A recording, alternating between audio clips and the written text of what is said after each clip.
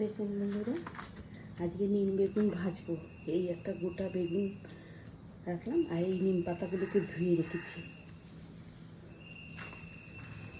দেখুন ধুয়ে রেখেছি, এগুলোকে এবার ভাজবো। এবার দেখুন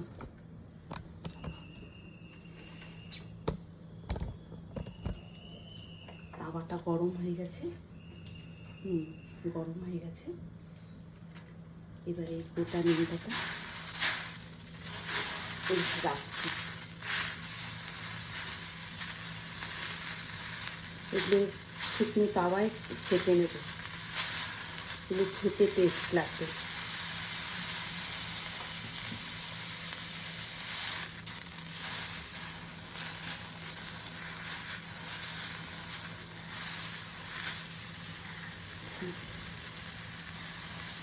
উল্টো পাল্টা করে ফেলতে হবে, নাহলে জলটা সমানভাবে শুকাবে।